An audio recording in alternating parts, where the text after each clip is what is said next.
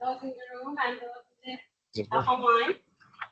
Thank you very much for being with us. We are really very excited to host Ligia Zotini here this afternoon. Thank you, Jain, for being in the collection. That's wonderful. Ligia is a futurist. I don't know how many futurists in your life you have met, but it's the first for me. A little bit about Professor Ligia. Ligia is a future scenarios researcher with 20 years of technology industry experience and 25 years in education. She's the founder of Voices. She will tell us a little bit more about it in her talk. Voices is a healthy futures education ecosystem which accommodates multiple voices, promoting future scenarios, expanding consciousness and technological progress are portrayed together. It was exciting. Ligia has already given 3 edX talks. Unfortunately, they are all in Portuguese. Yeah. Hopefully, I can transform this reality soon. And we are really fortunate to have her with us today. She was in Dubai already for a conference, for a summit, actually, Lean and Agile Middle East summit. She will be delivering the closing remarks there tomorrow, tomorrow. So she's here with us today. And she will be talking to us about new humans, new technology, and hopefully she's going to inspire us about the future of education, work, and the new generations. Surprises at the end. Yeah. I will be signing out a piece of paper for you to write your names, and that will be part of the surprise. So please don't miss that out. And it's my pleasure to welcome you here, Ligia. Hello. It's connected? It is. Sorry, I'm just having trouble at the moment. Okay, now we have connection. It's an honor to be here. As Professor just introduced me, I like to call myself a future scenario researcher, more than a futuristic, sounds like science fiction. But my background comes from the university. Every part of my scenario goes through a very important way of looking for data and standards and correlations that are going on.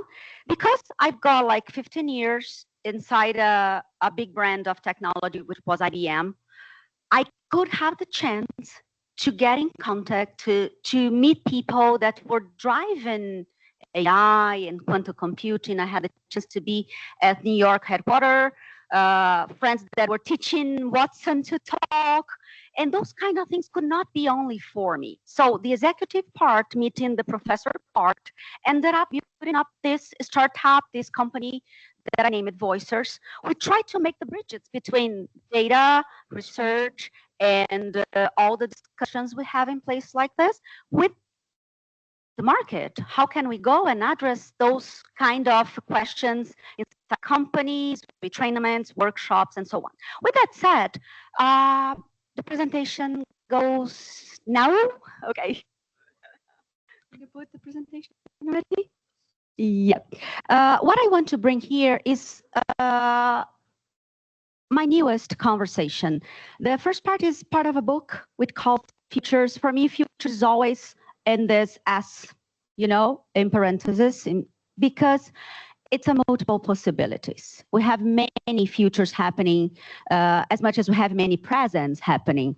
And on that perspective, I would like to bring you some of this reflection, provocation, and intention that we have the area of co-intelligence. We all have been talking about artificial intelligence, but I think not as much as we should also be talking about the consciousness that is also happening, because everything that we design somehow design us back, and we are dancing through these windows.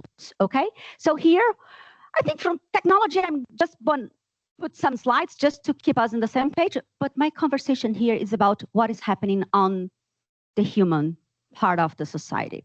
So when we're talking about the synthetic technologies, we also say that we share the same space, but not necessarily the same time. And this is because the way I put my research and all the things that I go around the data, it's about the decades. I can come to a company, I can come to a person, I can come to a group and see where the values, where the culture, where the practices are from the 90s up to today and 20 years in the future. So some companies, some groups, we have people in the same team that are in the 90s, the last decade that everything was organized, hierarchical, logical, slow. And in the same team or company or group, you have people that are already in 2050, for example. So you have at least 60 years, 6 decades in between, which brings new values, new mindset, new vision, new way of working. And we need to talk about it. It's not about just generation. Of course that the generation, the year you're born, plays a lot on that data. But I like to call Gen T, which is the generation of the transition. Doesn't matter which officially year you born. If you are updated and you are looking forward to the future, probably you belong to this new human approach and vision, okay? It's less about the age, more about the consciousness, the culture and values around the way you work, the way you live. So on that perspective, futures arrives in layers. That's the first page of my book, and that's where I go through, okay? Present of some, the future of many. The intention is 50 years ahead, probably still gonna happen that companies or people are based on the 90s or 200 years ago or 500 years ago.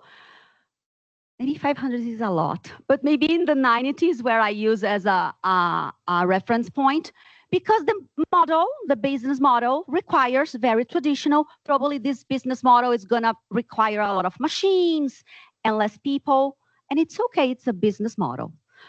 But if you are there because of lack of education, that's the mission I have here. Try to give people reference and visions in order to give them maps to the future. So new technology, just very fast. My intention here somehow is fighting what we call Black Mirror effect. I don't know how many have watched it. We are gonna have a new season tomorrow being launched. And I don't know about you, but I always watch Black Mirror with my stomach. Every single technology there, it's real, it's not fiction. It's pretty, it's around us, right among us. But my point is always the worst of human being is pictured there. Never, ever, ever you have the best of human being in one single episode. And this is also what happens with most of technology, movies, series, and so on in the shows nowadays, which is dystopian. Dystopian is nice because they teach us what not to do in the future, but only dystopian colonize minds. So my job is come here and says, may happen, but that's not the only future we need to picture. So I fight against with my research and work what I call Black Mirror effect. So only 2 technologies, smartphones, data. 10 years ago, I became mobile in 2013 when I got back from New York. Not even me or at the moment the CEO. We did not have smartphones. We have iPhone 3. We took kind of pictures there. We did not have WhatsApp so good. We did not have, we only had Facebook there. And basically, life was not that connected. From 2013 to 2015, all these platforms and apps and what you call digital and creative economy happens. It's a decade now. So only 2, we were like made us digital, unicorns, all this company, you know, like changing everything that we used to know, and hybrids. What kind of hybrids? We can think, write, and send thoughts. We can transmit thoughts in 3 clicks. That's pretty much what we do nowadays. And please remember this, because every single technology of immersion is going to try to really send thoughts, transmit thoughts. That's why Neuralink is working. Who listen about Neuralink here? Like the Tesla company, the Elon Musk company that put chips in the brains. We are going to talk more about it. So I think with this lens, only 2 technologies, 10 years only, 1 decade only, all the revolution we had. Imagine it with 6, 7 technologies getting matured into 2 decades. So up to 10 years, what I call synthetic technology is technology, because I also call human technology. You're going to see how I differentiate that. So the first part is, I like to take, this is a TED from Ken-Fu Lee. He's a professor. He's the father of Siri. He is the man, a Chinese man who developed the Siri algorithm. Because of him, a little tiny mic inside your phone or your gadgets around your house is able to listen us and talk to us. And he did a TED talking about how AI can save us in a positive way. So he divided the jobs we have today in 5 different perspectives, like from repetitive, routine, optimization, complex, and creative. And he did this talk 5 years ago. So he predicted AI here, AI here, AI here, and 5. So today, telemarketing, client support, we are already in the present. Driver, security, repetitive, more complex data, we are about to have that too. That's what's happening with generative AI nowadays. We are in the middle of this 10 years. And he said like optimization, which is getting the agents that we're going to get from 2025 on. It's going to be the 15 years. He just make a joke, like he say complex and creative is safe, but GPT and the generative AI came from creative part. That's very interesting discussion, because do you think what GPT or whatever is the Gen AI we have today, they are creative? Are they creative for you? Okay, that's good. Because it's basically they are mixing references and simply delivering in a very fast way. We are creative. If we stop like fitting human data under those containers called whatever digital platform, he's going to repeat information over and over. So it's very important we differentiate. Human creates from another perspective, and the machines just mix references. We create very fast. And he keep going. Then he says, whatever you do can be, all the jobs can be classified in 4 quadrants. We need empathy. We need humans doing this, or we don't need, no empathy. And he said, like, most of the jobs are here at this part of the graphic, which is, yes, we do need humans. We do need empathy, but we do a lot of machine work. I think everyone here knows the part of the day you are used as a machine, that we do repetitive things and over and over and over. And we are very glad this Gen AI coming and going through this repetitive situation. And he says here, okay, don't worry about the job, okay? Worry about the qualification of this job. So guide, consultant, caregiver, professor, someone who is really able to educate, not only transfer information. These are qualities that are going to help us to keep the job going, but transforming the human part of it. So we are going to be more like caregivers, creative, consultant, educator, whatever is the area you are, because the day-by-day repetitive things are going to probably go to your AI, personal AI. Companies are going to have AI, but you also going to have your own AI. So probably future of hiring is going to be the company hiring you both. you, the human, and you, your AI agent that works trained by you. And he says like something, okay, in here you have a huge 50% of what you do goes to AI. And then you go over this empathy, this human layer. The only quadrant, he says, that is 100% AI goes to there is a optimization, a high optimization, and you don't need human. It's just repetitive, you know? And he says here is definitely 100% AI. Then he comes to here, which is no empathy, but is creative and strategic. You have writers, economists, research, and this is the very example of generative AI. If you write a book, 100% AI, it's a technical book. It gives you information. But have you read? Anyone read 100% AI book? Try to go to a library or go to any place, maybe a bookshop, and open an AI book and see what you feel when you read. There is a language between the lines, which is basically, there is a technical information going through, but I, Ligia, personally miss the human lack of touch. It's still a style, but something is missing there.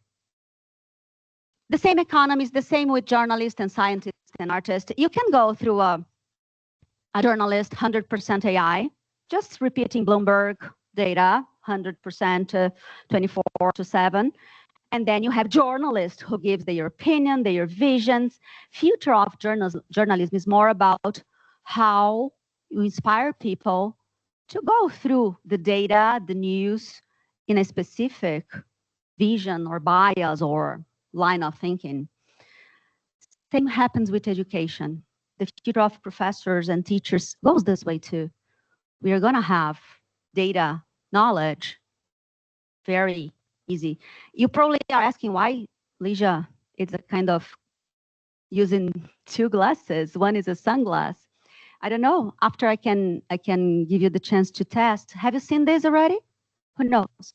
You know, like the Meta Ray-Ban, which is basically a partnership between, it's a very basic technology, but it's an interesting one because it gives us the picture of Meta, Facebook, AI. Here, not in this region, not even in Brazil, but in the US, the AI, the Meta AI, the same one you can find in your WhatsApp, it's already talking to you through here. So you go in the street, it can record or take pictures from here. You go to the street and it helps you to directions. You take pictures of food or places or nature, and the AI tells you where you are, what it is, who it is, if you have some public information about you.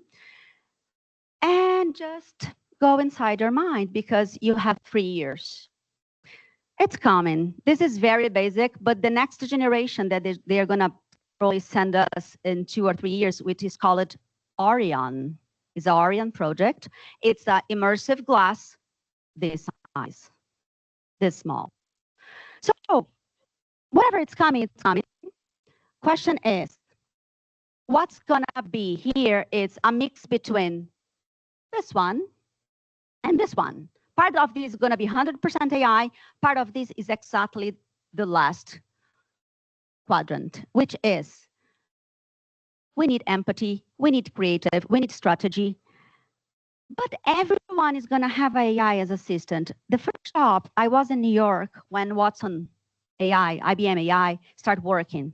The first assignment we gave them, or gave him, was in medical hospital. We put every single literature about oncology inside Watson. And we also put every single procedure and treatments line that Hopkins, because we tested in Hopkins, which is a reference in cancer, inside Watson as well. So he learned about everything that cancer would be about in that moment. It was 2010, 2011. And he started to support doctors, oncologists in diagnostics. So he never says, do this. He says, like probability. If you go this way, you get 6% of chance you we're gonna heal your patient. If you go that way, 40. If you go that way, 85. And the data were like being fed, being introduced, and the machine, the AI was learning. I think in the future, going to a doctor without an AI for a diagnosis is the same of going today to a surgery and says, you want anesthesia, the surgery, or without anesthesia. It's going to be pretty much the same. And every single work we have here without AI, it's going to be something. So we are here in a house of knowledge. What is knowledge? What is information? What is only data? And what is the role of the professors? I am a professor myself, and I always try to reinvent myself in the moment of the technology is coming, by the moment it comes. And I truly believe that the professor of the future is going to build up also the human capability of each area we have. Some areas is going to have more machines, other areas less machines, but every single area is going to have this AI or the whole technology we touch. So with that said, that's the hype on Facebook that I wanted you to try at the end while we answer questions. But it's just the beginning. It's the genesis, the prehistoric moment. The next to 20, up to 20 years, 10, 20, you're going to have technologies like this. Have you seen a quantum computing? This is an IBM cube. And I had the chance to meet him too. It's basically, I don't think computer is the right word. Maybe a calculator, maybe any other name, because it doesn't look like this. It looks like this and goes to a kind of a cryogenic, support, what is this white thing, and all these machines goes inside. In a sub-zero, it's very cold because the calculation, the computation needs to go through a process of very stability. And there's no more like 0 or 1, yes or no. It's the binary language we have today in the computer. It's basically probabilistic also. They test 0, 1 in this exactly moment. Example, the friends from Google in 2019, they took a mathematic calculation that would take 10,000 years in normal computer we have today. And this kind of computer did in 90 seconds. The difference between the calculation is very robust. So it's not going to make our Netflix faster, but it's going to give us possibility of calculation and data processing that we don't even did anything with it yet. So from all the technology, this is one of my favorite. And all my friends at IBM that works directly with this project, the scientists there, they are very humble to say, we are touching the surface. We need to rewrite algorithms because our algorithms doesn't talk with this quantum protocols. We also have the quantum validation that we need to do. And we are opening a door that we are still checking. So they don't want to do the same mistake IBM did in the past, where the CEO at the time said, "Oh, the computer is going to be only 5 computers." Remember that quote in the world, because who needs a computer? So here they go this way. They are starting with the technology and they're testing, And you saw like I don't know, 2 months ago, we had Google also doing some of those tests again and talking about multiverse. So those kind of things go to media and they explode, but every single scientist, they go very carefully to say, okay, we are testing the ability of doing this, but this is very powerful calculation. Then you do have the Neuralink. When I start following this line of technology, I had the chance to interview the lab in Brazil who was working with Elon Musk lab there in California. And they trained in Brazil, they trained a rat, a mice, 30 days doing some specific movements, okay? They put the electrical neural sign into the cloud and they delivered that sign, that cognitive sign, to the mice, the mouse in California. And immediately that mouse could do the same movements that the Brazilian mouse took 30 days to learn. This was 2017 when I interviewed those scientists there in Brazil. So after that, we already tested during the pandemic with monkeys. Same happened. And 1.5 years ago, they got approval to test in humans. The ones who had neurological accident, and they took, probably they could not walk or talk, and they pledged. So I want to be someone who is going to receive a test, a pilot, or whatever is the trial. And some of the things are going good, some are not. So I think that's the edge of technology. They are going to start to solving a human medical problem, but the potential is transfer cognitive signal. So here is not only about technology. We need to discuss what is that? How can we create? What we are going to create? It's going to have superhuman. It's not going to have superhuman. This is good for our brain. And you're going to listen me in the human part that I'm very careful whatever I put inside my brain and my heart. Those are very important organs. And neurologists, philosophers, psychologists, they did not give us the full map of our brains. So Ligia, I have a chip in my hand. So if you want to test with me after, it's just pop up my visit card. But in hands, okay. In heart and for me. So who are in my team? Things like this bracelet, Facebook at the moment. Now the meta research.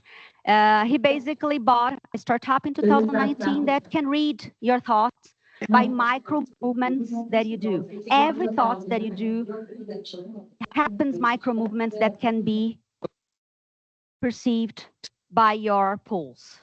So this kind of technology, if you have, is anyone like tested Quest, the immersive glasses from, if you guys tested, you see like you have already whatever is a watch, and this in this version that I told you, that's gonna be this here with the Quest. Quest is the best glass they have today at Meta that goes very immersive.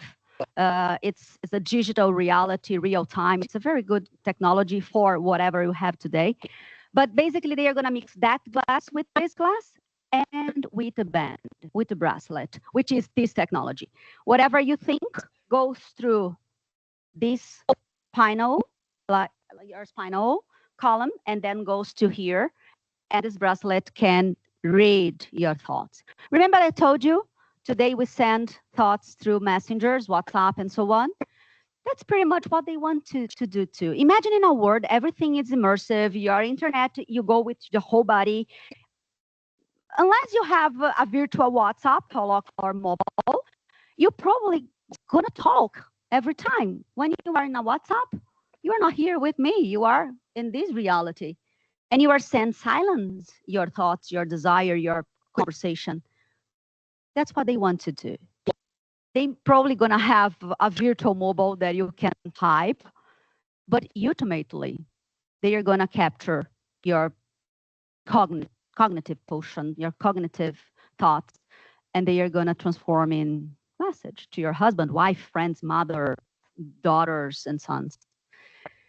With that said, my first favorite technology, and that's the last one just to be in the same page, it's Hyperloop. I know that Dubai did some tests here with this supersonic. It's a train by the sound speed. Brazil did tests too. And Italy, who likes Venice area, I had the chance to interview the executive in Brazil, who was the general manager for Latin America, and he was hired for be one of the executives delivering the Italian project. So Ricardo is a very smart engineer, and I had the chance to talk to him. He said, this is not about teaching technology. It's about changing the executives at airlines, at rail lines, and whatever is the transportation of humans. They need to tend their minds. This is very sustainable because it's about solar energy. This is very fast. It's like a metro, like a train in the pods, supersonic, and basically would do like Brazil, Dubai is 15 hours. We still don't have this technology because we have the oceans. But for example, if I take São Paulo and I take New York, it takes me today 10 hours flight. It's going to take me 2 hours pod. From 2-3 hours flight in the same continent, you're going to make in 20 minutes. So this is going to mix culture, realities, people, nations. You can start a day in one country and finish your day in another country. So for me, from all the digital immersive and synthetic technology, this is my favorite because it's gonna transport the biological avatars from one place to another in a very safe, ecological, sustainable, and fast way, where we can go further, you can expand your humanity. So with that said, the biggest challenge is not tech at all. I have been 25 years around people that build up these things. And I used to be the executive, I was not the technical, I was not the scientist. I used to be the executive of advertising and communication. I used to teach IBM clients and audience how to understand and then buy. And I used to teach my students how to understand and then make good choices. And I keep doing this with these positive scenarios. So human behavior, by the moment, one of my hypotheses and scenario, just a curiosity, by the moment we have glasses as small as this one, and we have the immersive reality as easy as you have your mobile phone internet today, for me, the problem is not gonna make people use a glass. We all already use a glass or sunglasses. For me, the biggest challenge is gonna be like we are 100 years at office work, working sat down. How are we going to teach people to stand up? Because by the moment you have internet with your whole body, you don't need to be sit down working like this. You probably go on a work like walking around. This for me is more difficult to change than make a person buy a glass to exchange or not using phone anymore and start using glasses. The human behavior is very challenging. So behavior change with new process values and these rhythms. And it's all about what schools like this teach. You teach innovation, you teach new ways of thinking, you teach a new process, you receive new generations. And on that perspective, it's all about it. So everything with design is back. That's the sentence in design. I was coming through this hall of design, and that's a sentence about the design area. So ended up that if you have new technologies, we probably have already new humans around us. Chances are you're going to say, Ligia, I'm a new human by the end of my talk. And this new human, it's all about, it's not a coincidence or something by chance. The last 10 years was the same 10 years that we are all discussing about vision, purpose, what is your truth, the diversity, all these things that is happening around the planet, better ways of living, climate change, is the same 10 years that the windows connected us. And I like to believe that human technology can be translated in algorithms, but to be translated in algorithms, we need to have the characteristic inside ourselves. This term, human technology, is not mine. Who watched in the middle of the pandemic that doc from a Google executive that came up talking about how algorithms were developed to trigger you through a psychological and emotional triggers about fears and angers. I don't remember the name in English. Maybe is the net, the dilemma of the net. In Portuguese, is something like that. I can check after in my mobile and tell you up to the end. If you can check, Mari, please. Dilema das redes is in Portuguese. And that executive used to be the ethical executive from Google. And it came up and said, we write codes of algorithms that is based on psychological triggers. Something that is a little bit controversial because it's those triggers about anger, fear, desire. What if we build up human technology algorithms that beneficiate well-being? Someone goes to a social media, click or leave a digital footstep that demonstrate the person is anxious, for example, or is about to burn out.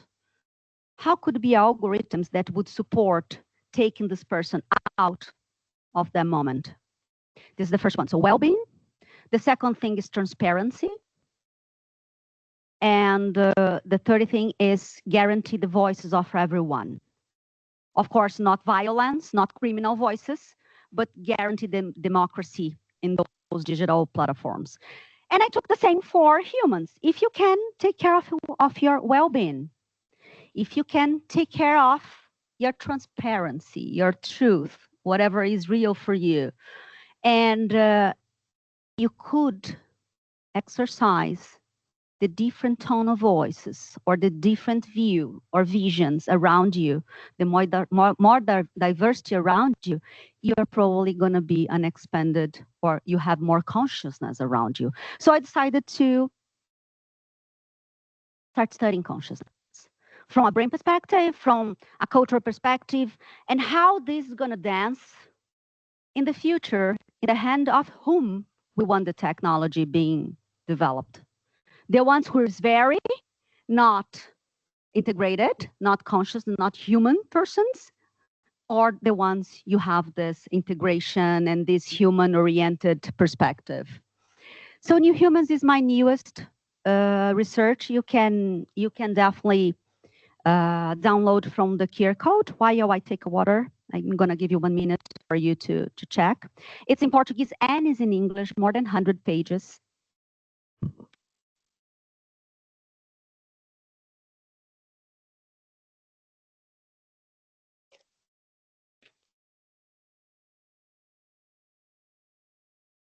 More than, oops.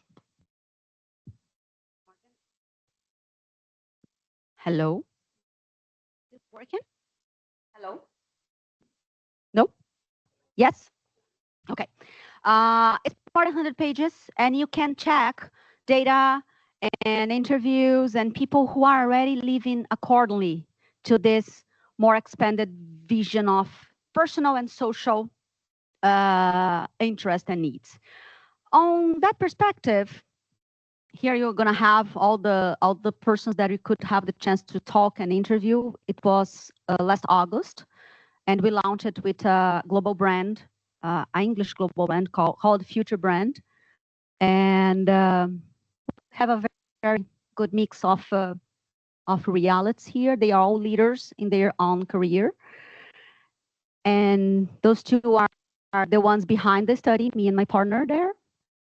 And what we truly believe that in time of artificial intelligence, that's the base of the study, humans will be highly necessary. So every organization system that seeks to create versions of the future where life, not just humans, is in the center, with that ecosystemic vision, it's going to look for this characteristic. New Humans just a name to brand, but basically is talking about the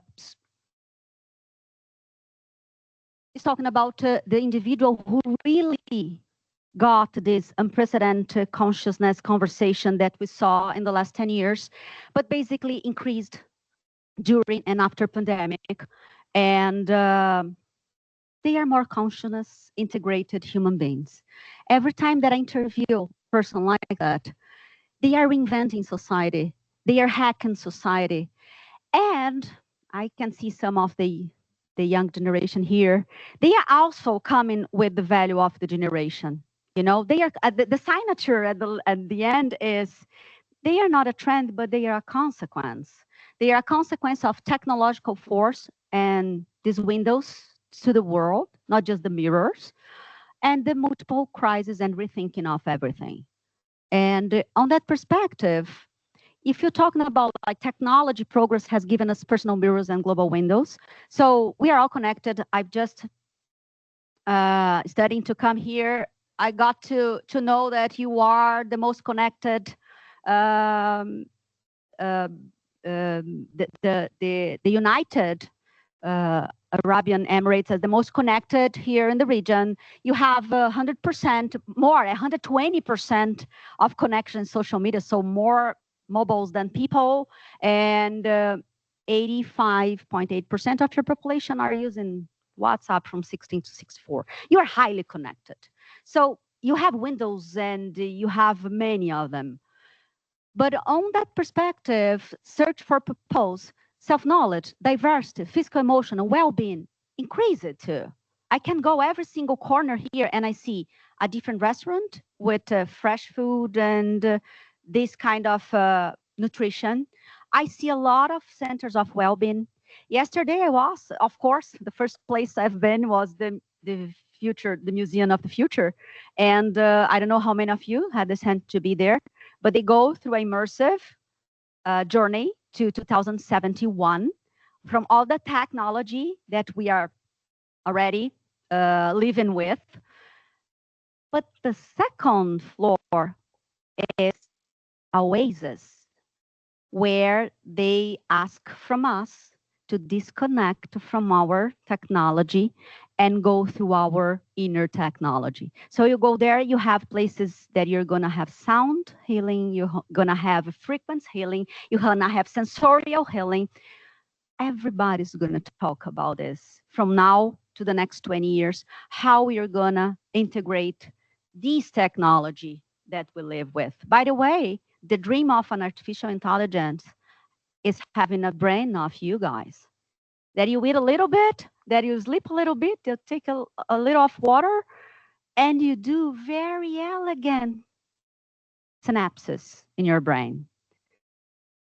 Two, artificial intelligence do whatever they are doing today, like the last year of training for GPT, it consumed more electricity than the whole island as a country. It's take a lot of energy and water. China is putting AI data centers in the ocean so you can cooling down the data center to be a little bit more sustainable, because the way we are treating this technology, they consume way more technology that we do. So on that perspective, we need to see if the dream of a robot is to have this kind of possibility, why we are not exploring what we have here. We know a little about what we really capable with this body. So going on this, the second thing that we see triggering the born of new humans is the multiple crisis. Every single new human that I've had the chance to interview from this generation started with something that is missing, or lost a job, or some disease, or the end of a relationship. Something is broken that makes this person look for the life and for themselves in a more integrative way. So we are living a permacrisis that goes from economical, social, climate, political, but psychological too. Burnout, the percentage of it, it's high in the whole world. And we are very privileged people. I'm pretty sure that my great-grandfather and mother were in a very different situation that I was in 2016, with way less privilege. They come from Ukraine, they come from Italy, escaping from the war, from the poverty, the hunger. And they were not burning out as I was in 2016, with the whole privilege I was as the executive of IBM.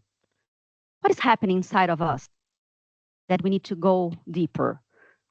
So with these two factors that is probably make us rethinking everything, we observed that part of the population, a biggest part, still, but I truly believe that this is gonna change with the right work. Polarize it, divide it in groups. But the part that we started to research, they did not polarize. They started to see the world in multiple possibilities. And they start to integrate all this knowledge of multiple possibilities of solving whatever we are living with great integrity and integration. And on that perspective, comes from an event inside, then this within, this starting within, then they go to the expand their capacity of perception, and they go to new lens to the world, and then this is more innovative than any AI. Because when you have a new consciousness, a new group of values and culture, you demand new way of works, new way of consumption, new way of leadership, and it's already translated by this. Just for you to know, because I am in a house of knowledge, I used to work with Ken Wilber's lens maps of consciousness. So every time that I come to a team or to a place or to a group, I go through this methodology. So usually the business world, it's orange, and this is a journey of privilege. You come here because you have a journey of education from the childhood to the adulthood. But from the orange, green, being a plural person, being an integrative, flexible person, and being a systemic and integral person is an exercise of self-development and self-knowledge. Only money is not going to take you there. And that's why we are seeing things like exercise of expanding visions, reality, values, propose. This is something that they mapped, that's why we use. But for new humans, I work with the upper orange. I started in orange, where people usually are in the companies, but I started with the ones who are already feeling something is missing inside. You have something that is not right. You are like, I'm picturing myself, but it's many like myself I interview that are in the top of the world and something is missing inside. That drives to many things, and one of them is burnout. So what they say is 6% of global population, it's in this more consciousness area, and 50% in power. Our work here, me, Mariana, who is a local and with a local development and education for a corporate company, we are here to work with the 50% in power, because we truly believe that when they are this kind of new consciousness, they have the power to educate massively, okay? So we can see new humans through new generation consciousness, expansion of diversity narrative and business transformation. So it's not, as I said in the beginning, it's not about a Z or X, but it's about the transitional, transformational, the Gen T generation, from technology to consciousness super cycles. We are going to see a lot of technology coming, but you're going to see a lot of human change and exchange coming. We are living at a diversity area or era, but it's not just about groups of people, also a diversity of stages of consciousness. You're going to come up to a group. Remember, some are in the 90s, some are in the 2050s, and all that map, you can see people too. What they say is you don't jump stages. You need to understand, you need to learn, and you need to leave. Between you know and between you leave, there is a group and an amount of time. Usually they say 1 year at least, leaving the values, the culture, the way that consciousness stage offered to you. Then you can say, oh, I am in here.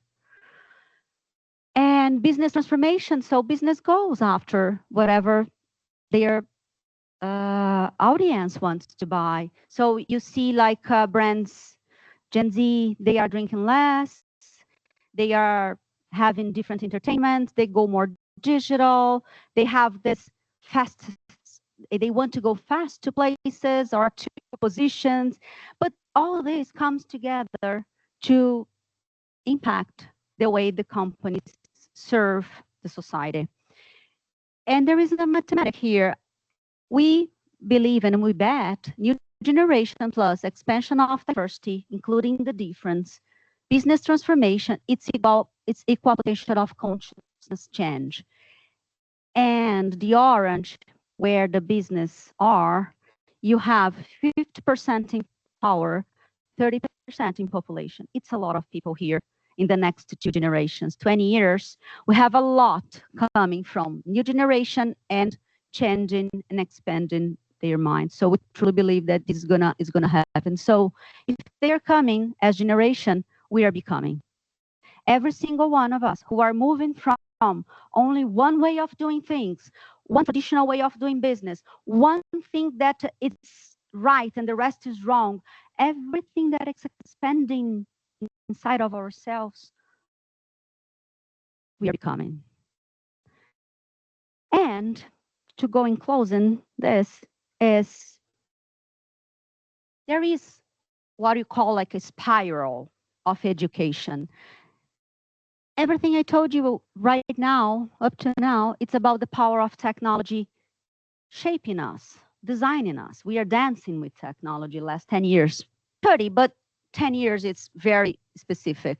It's making us new humans in a speed that never before. Imagining all that technology I showed you matured together, making this spiral, this wheel turn.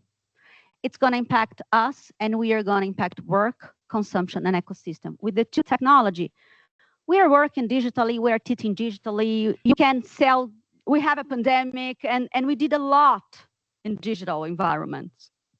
But with all this technology together, how is going to be impact the work? So if technology give us more time to do more work, that's what we have done the last 10 years. In the same 8 hours we do today, what people used to do in months, 20 years ago, 30 years ago. Our hypothesis is we shouldn't speed up the time anymore. It's fast enough already. We are doing a lot in the same 8 hours every day. So our hypothesis is if the new humans are very important, we give and we need to partner with technology to give us back a little bit of time to get to know, to develop the soft skills, to develop this consciousness, culture, and values. We need time back because we are going to have our version of AI, of avatars and whatever, doing part of whatever you do today. Probably in the future, maybe my holographic avatar is going to be teaching here while I'm training more human experience. I don't know.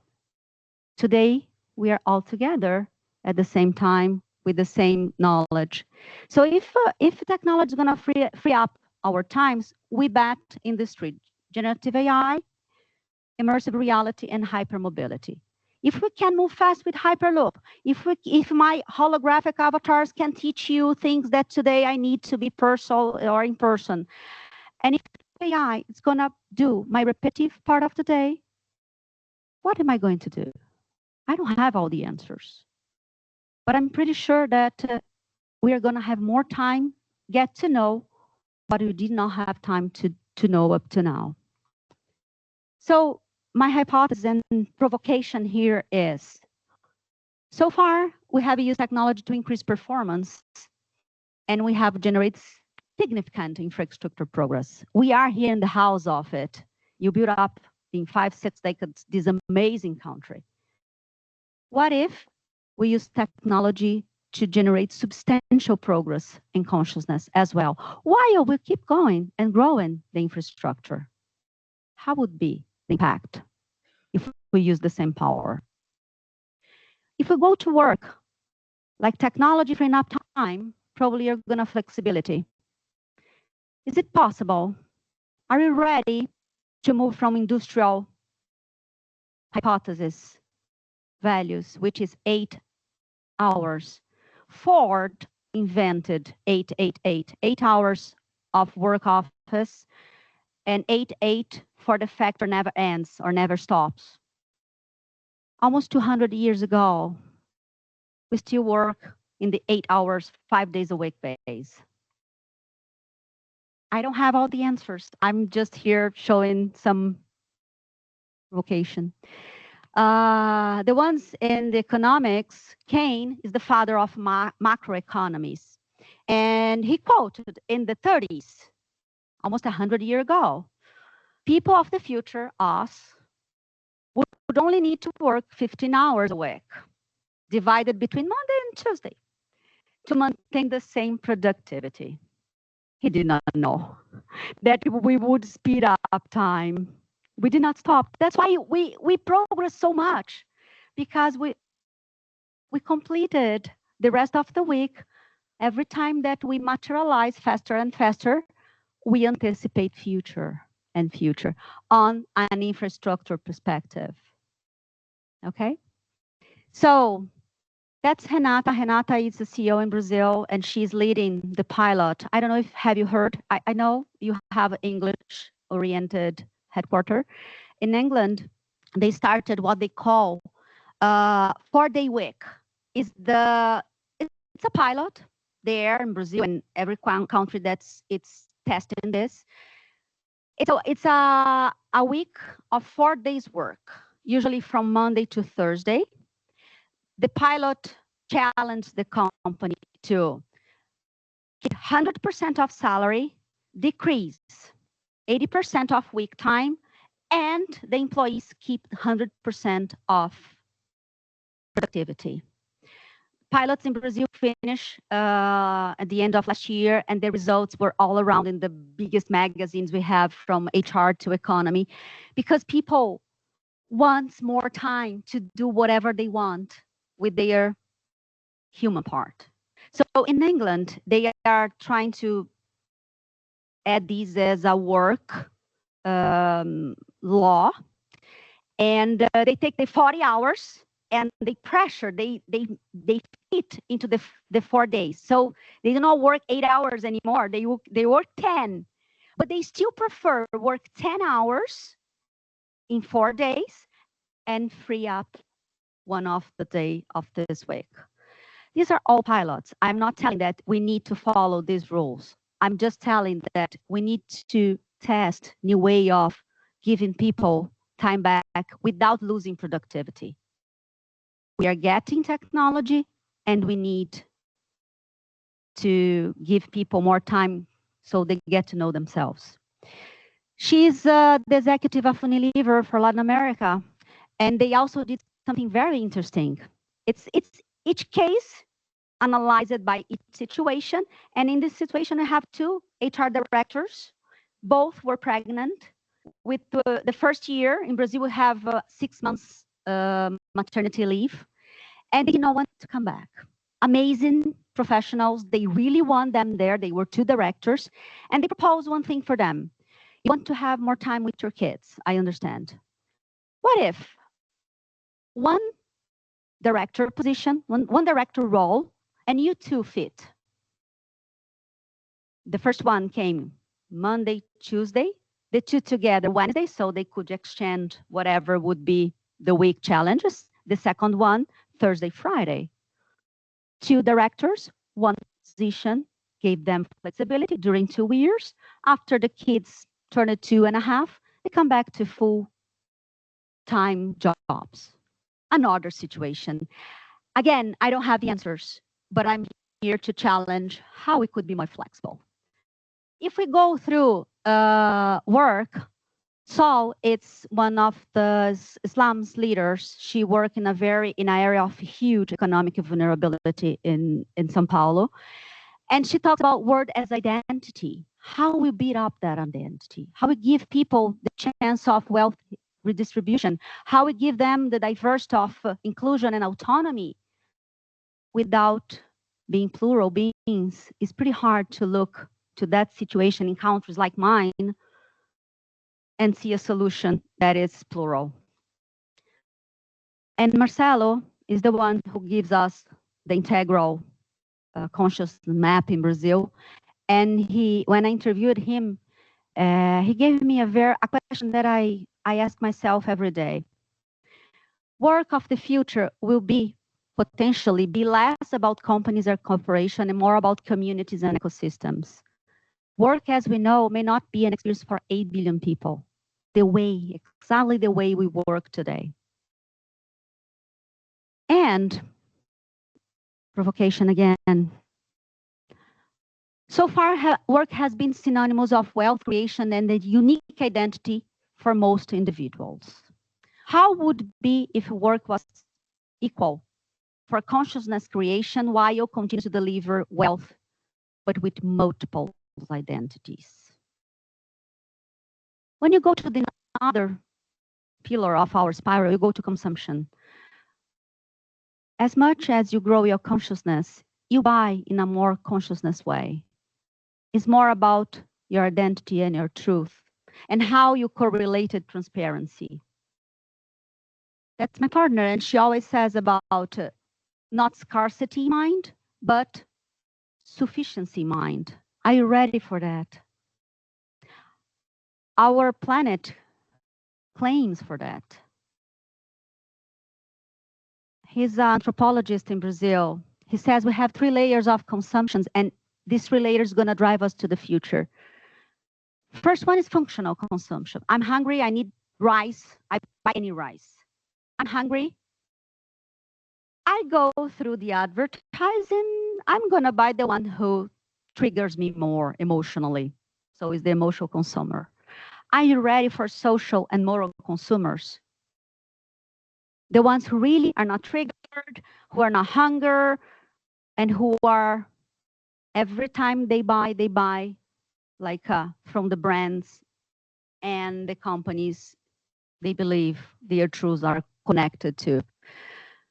She works with blockchain, which is going to be very important for this consumption of the future. And she said, if the brands teach us to consume like we consume today, they also going to teach us, or they should teach us, to consume more responsible in the future.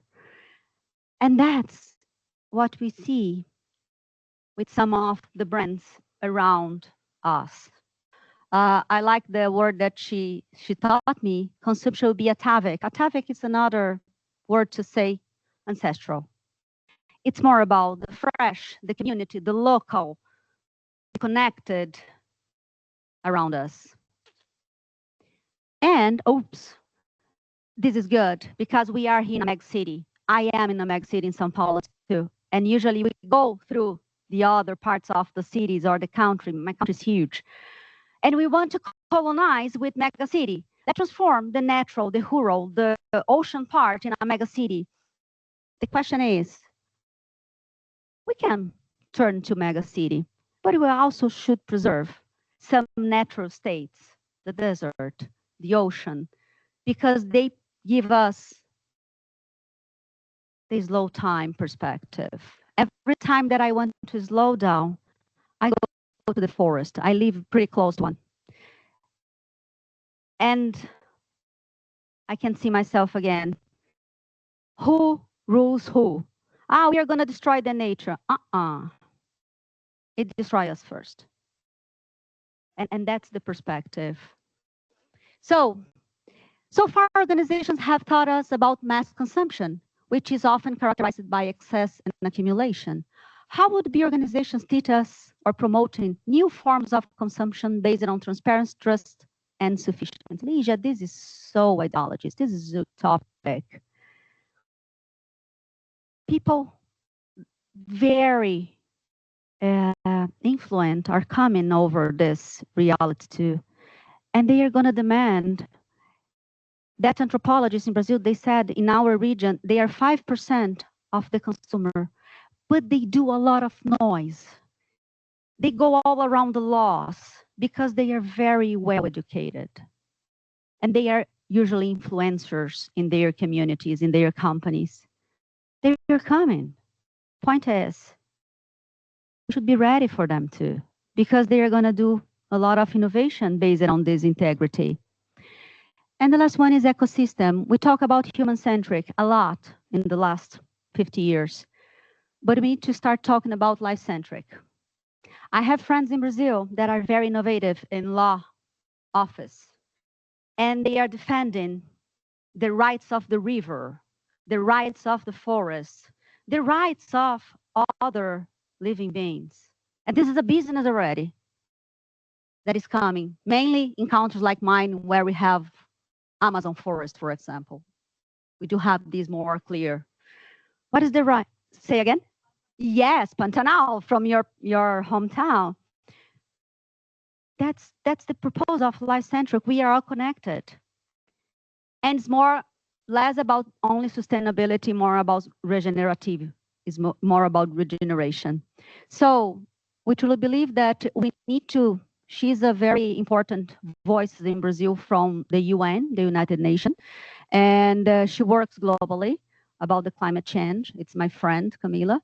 And she really goes through the powerful people, through their emotional memories to address the natural deficit. We need to go through this. There's no forest without people, but there's no people without forest, and we need to dance.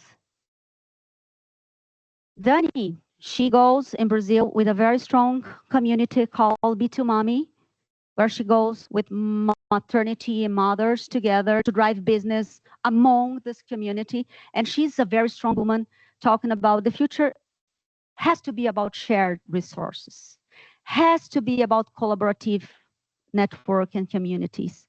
Otherwise, we are going to reinvent the wheel again and again. And probably we don't have enough resource to all the wheels we want to reinvent. And my last provocation is, so far organizations have operated under the logic of humans at the center, exploiting the planet and the ecosystem in the name of progress. What would the organization look like if they operated under the logic of life at the center? Generating, preserving essential ecosystems in the planet. In other words, if a company operates with life in the center, probably when the company disappeared, the planet miss. How would it be building up a company that if your company do not exist, the planet would lose because you're helping the planet to regenerate, reintegrate, and grow. So that's my summary. At the end, new humans develop new ways of doing things. Technology through windows, doors is going to talk more about this new way of beings, of consciousness. And it's coming all over, more technology, bring more new humans that's going to hack in the way we work, we consume, and we deal with our ecosystems. Oops, here we go.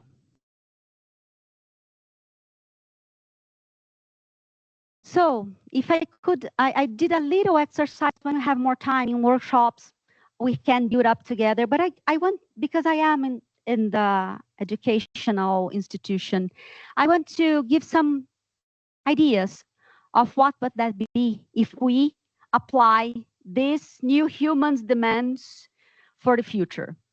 So we are here, probably here.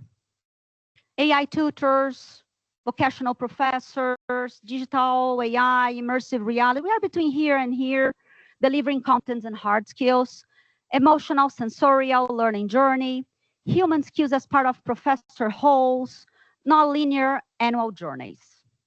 We are between here and here. But the future of the future, I'm talking about 2 decades ahead. Probably you're going to see architect of immersive educational journey, but biological and digital. What the hell is that, Ligia? Basically, immersive ecosystem, physical and digital, focus on creating biological and synthetic memories. Biological is when you take your whole person, goes to a place, take a plan, come here, your 5 or 6 sense capture reality, give signals of cognitive pulses to your brain, and you create memories. Memories create knowledge, and knowledge expand consciousness, okay? Immersive reality is going to do the same, synthetic way. The best way is 5 sense nature reality. but synthetic reality is going to be way better than videos and reels and tutorials that we do in 2D format.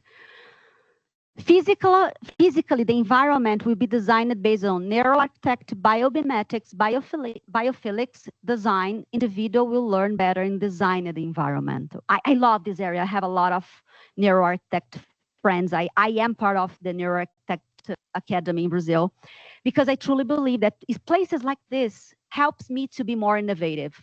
The way you build up this building is not by chance. Probably it's to inspire whomever is here working or studying to be more innovative, the startup way of doing things and all this narrative of building up the future. In the future, probably you're going to be the first ones checking this.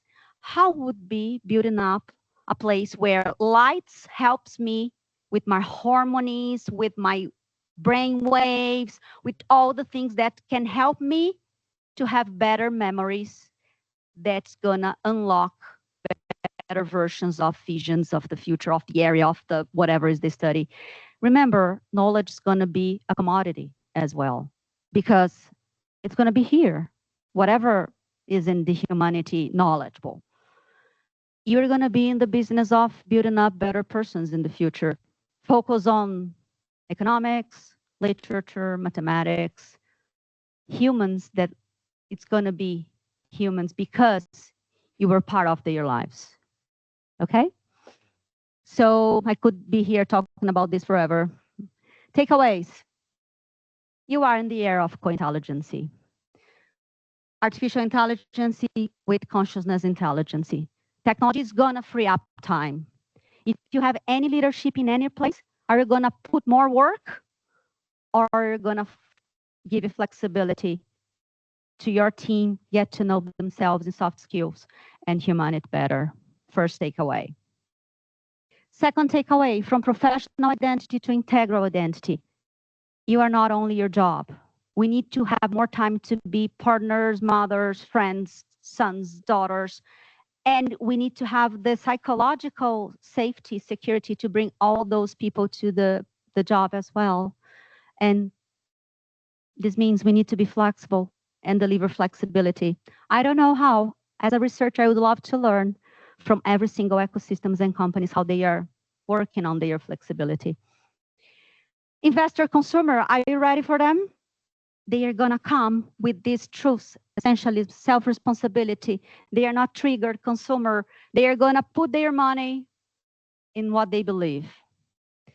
You need to turn into a brand in order to them to a brand that they trust, that they value, so they can buy. From separation to written being. So we are not disconnected, and I think if someone had any doubt about it, pandemic just to show us that we are all connected very fast. So how can we do this again in a more positive way, putting life at the center and be more generation of regeneration? And last one, from hierarchical leadership to systemic leadership. If you have any influence, leadership, or power in your chair, in your pen, in your head, in your hand, please make this exercise to see systemically. This is going to be a huge difference. You're going to have futures with new humans doing consciousness progress. When? In layers, because we are in different moments of history. With the new humans in your organization, I usually start by them. I cannot take someone who is in the bottle and bring them to the green easily, but I can work with the oranges that are ready to, well, what is missing inside? I'm ready to the next steps. So thank you. This is just a group from WhatsApp. If you want to know more, it's not a group that you can talk to each other. It's just for us to send things, news, studies, ideas, and you're gonna have our contact there. Thank you so much, Professor. Thank you so much.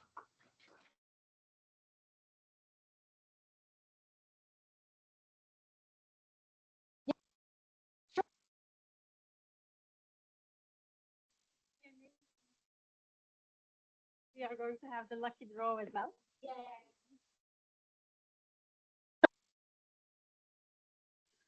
Any questions? Any comments?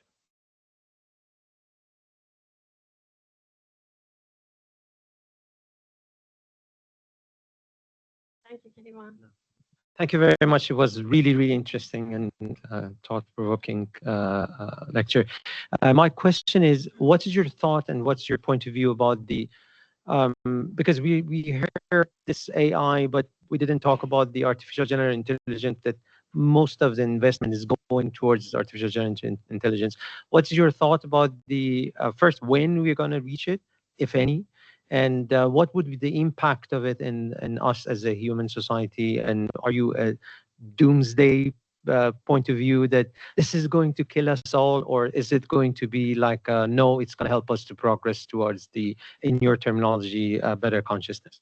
Yeah, you mean like all the money are put in AI technology through Artificial general intelligence. Okay. And singularity Okay. in terms of AI. Okay, So singularity. it's not Okay. because now we're having fragmented intelligence, Yeah. but all the investment is going to create that one big giant of artificial general intelligence that knows it all, answers it all, and can do it all. So, what's your thought on that? Okay, that's question always come up. Sorry, what's her name?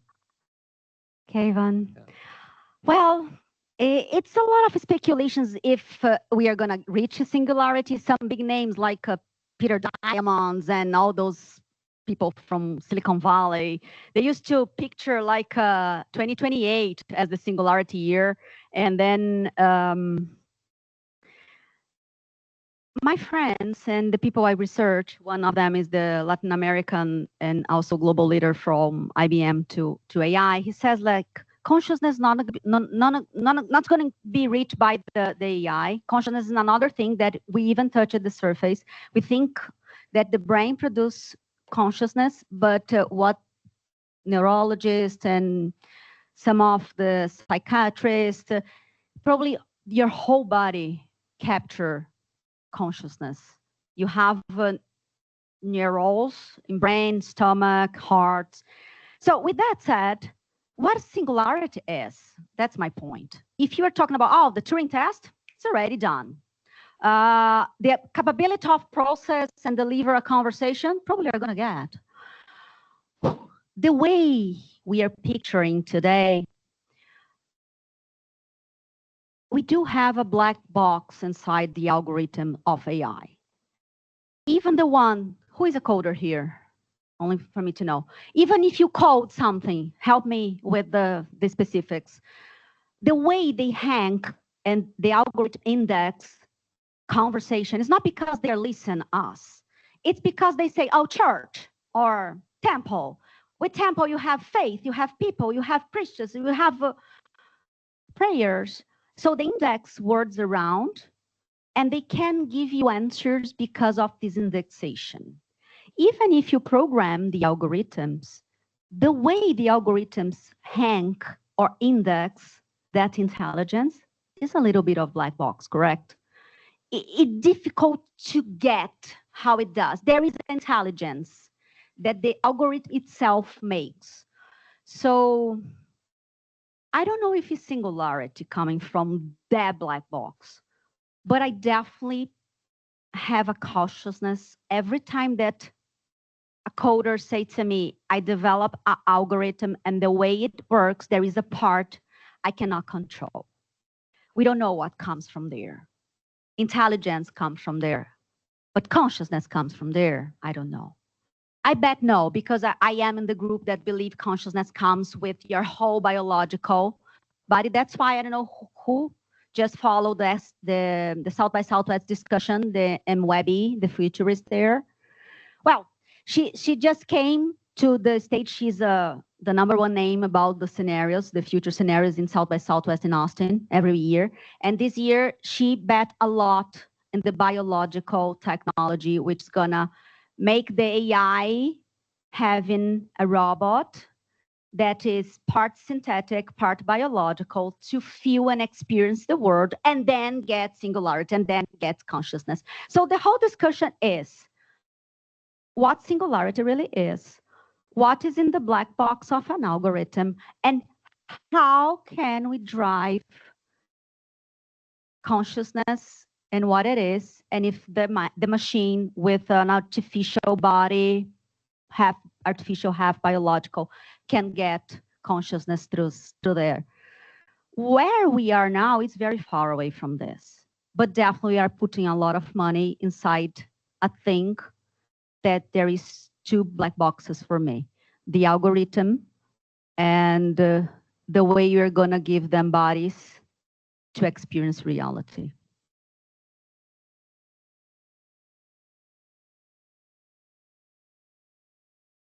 Okay, hi. Hi, my name is Bassem. Say again your name. Bassem. Bassem? Bassem, yeah. Bassem.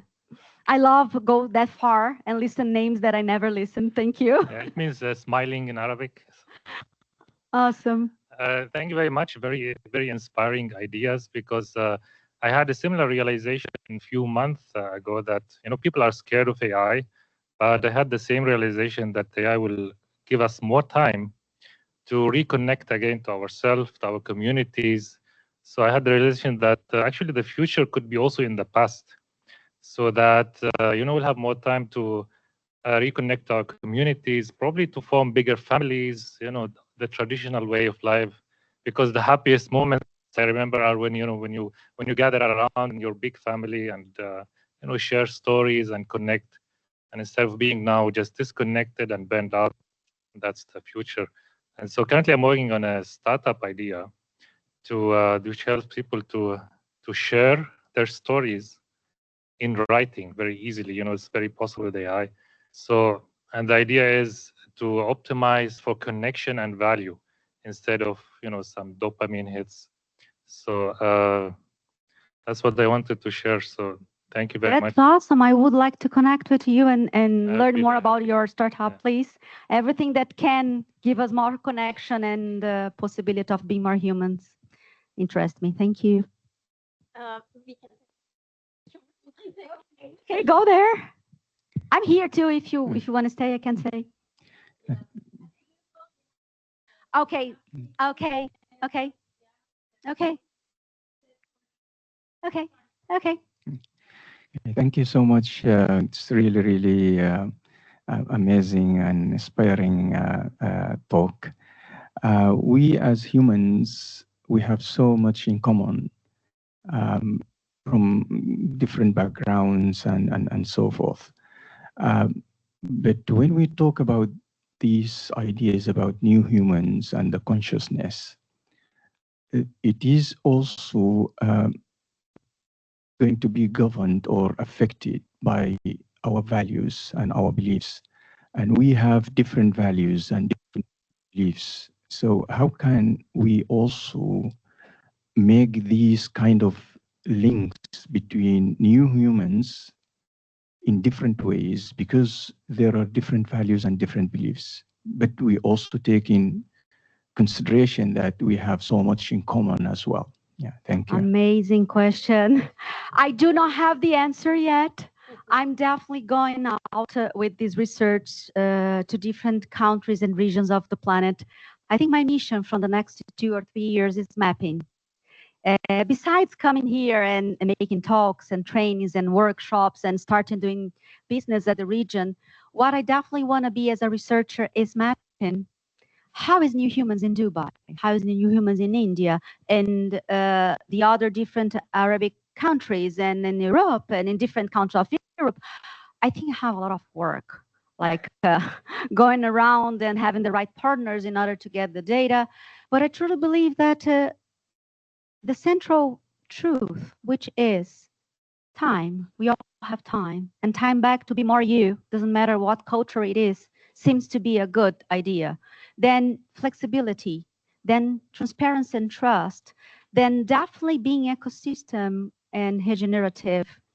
Those are values that even if we are in different cultures, if you persuade and try to implement in a very business model oriented, I always believe that is going to be a good outcome from any business that follow those things. But as a researcher, I need more data to answer you that. Thank you. Yeah. Thank you very much. I don't think that I know.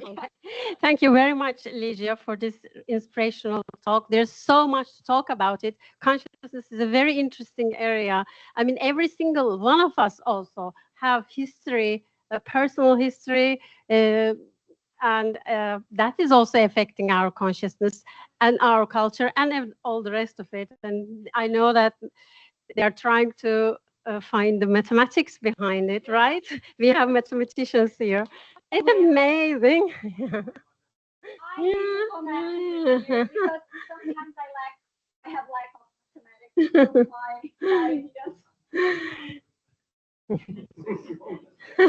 There are. Okay, so you were the Yeah. Yeah. So please, let's complete this and then we can ask questions. Sorry about that because we have to go somewhere else.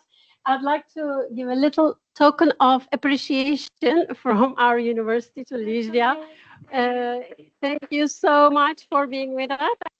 It's really interesting topic with loads and loads to think about. And I hope that it has inspired you for new research, new thinking, and opened some new ideas in your minds. Thanks again.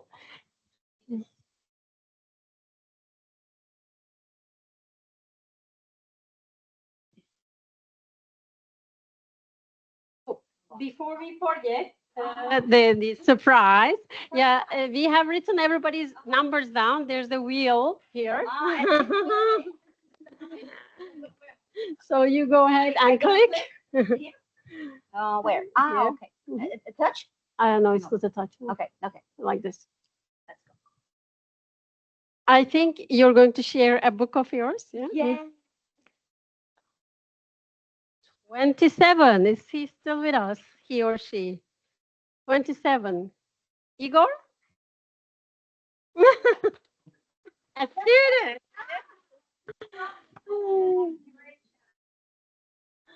Next generation.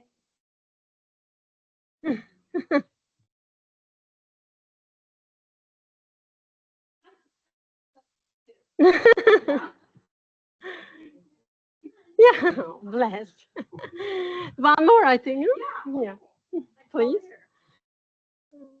I'll give you one. Shuffle. Go ahead.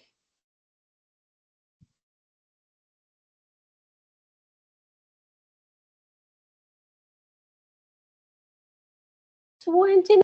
I think 29 left room. Gary? I'm right. Yeah.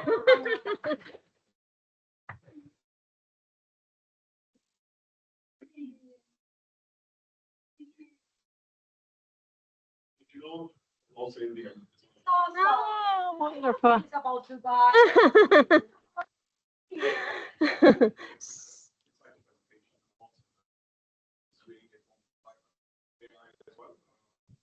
Sort of bring about changes in what we do in admissions, and what you said today was definitely aligned with what we want to do.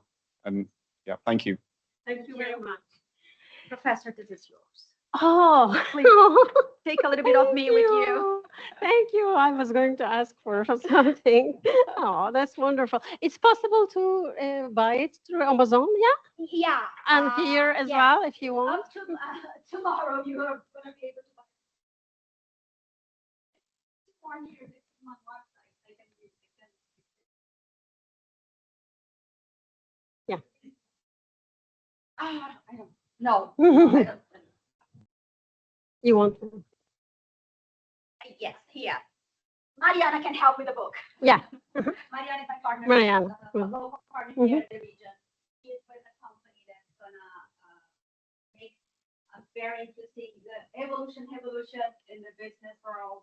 She's a 20-year executive from IBM TikTok Technology Development Leaders, and she's bringing me to the region as a part of one of the strategies from upskilling, reskilling, from the strategy to the future. She's the strategy and the future, and we can talk together. Mariana is the person that you can reach if you want to reach me somehow.